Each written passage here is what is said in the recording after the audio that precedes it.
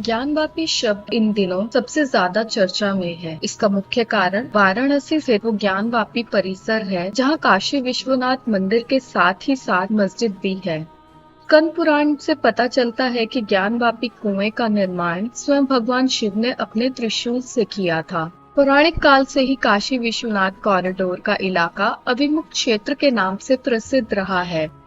महाभारत में भी काशी विश्वनाथ कॉरिडोर के पूरे क्षेत्र को अभिमुक्त क्षेत्र के नाम से पुकारा गया है। वर्तमान में स्थित ज्ञानवापी मस्जिद भी अभिमुक्त क्षेत्र का ही भाग रहा है।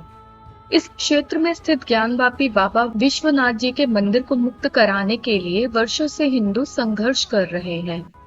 वाराणसी या काशी या आधुनिक बनारस में स्थित ज्ञानवापी मस्जिद कभी हिंदुओं के लिए अभिमुक्त क्षेत्र के नाम से प्रसिद्ध था और एक प्रमुख तीर्थ स्थान के रूप में जाना जाता था। लेकिन 1669 में मुगल शासक औरंगजेब ने अभिमुक्त क्षेत्र में स्थित विश्वेश्वर महादेव या अभिमुक्तेश्वर महादेव के मंदिर को ध्वस्त कर दिया और यहाँ पर मस्जिद का निर्माण कर दिया। लेकिन मस्जिद निर्माण होने के बावजूद आज भी इसे क्यों संस्कृत नाम ज्ञानवापी से जाना जाता है, यह एक विचारणीय प्रश्न है।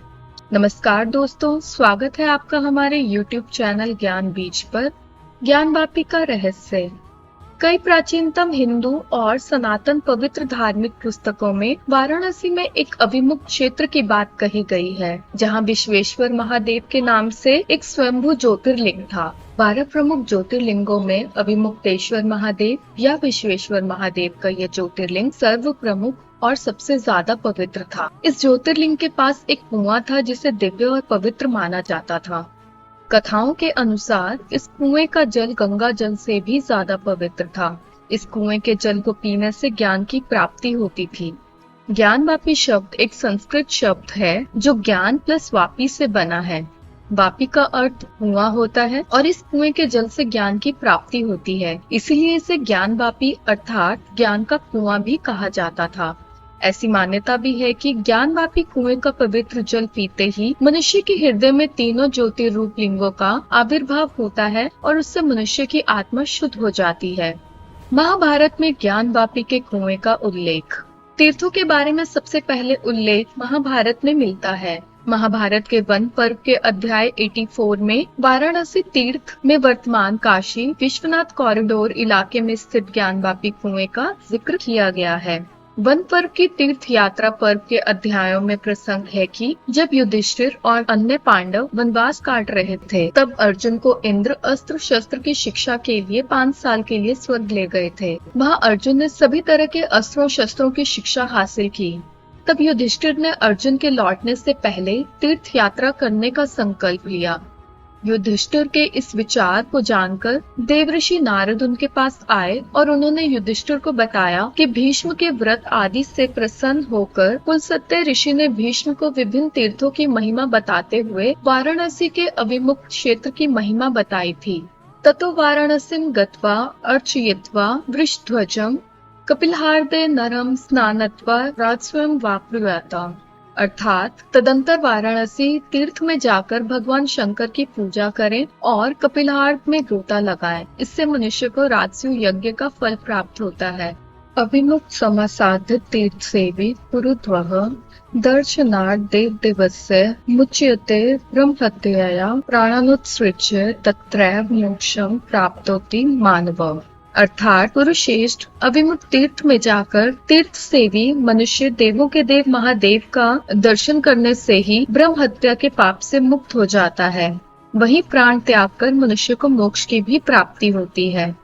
यहाँ स्थित अभिमुक्तेश्वर ज्योतिर्लिंग को आदिलिंग भी कहा जाता है और इसे अनंत काल से स्थापित माना जाता रहा है। ऐसी मान्यता है काशी विश्वनाथ कॉरिडोर इलाके में भगवान शिव और माता पार्वती अनादि काल से वास करते हैं। सभी ज्योतिर्लिंगों में इसे सबसे पहला स्थान प्राप्त था। ब्रह्म वैवर्त पुराण, अग्नि पुराण, मत्स्य पुराण आदि में ज्ञानवापी कुएं और अभिमुक्तेश्वर क्षेत्र की चर्चा आई है। अभिमुक्त क्षेत्र में विश्वेश्वर महादेव मंदिर का निर्माण।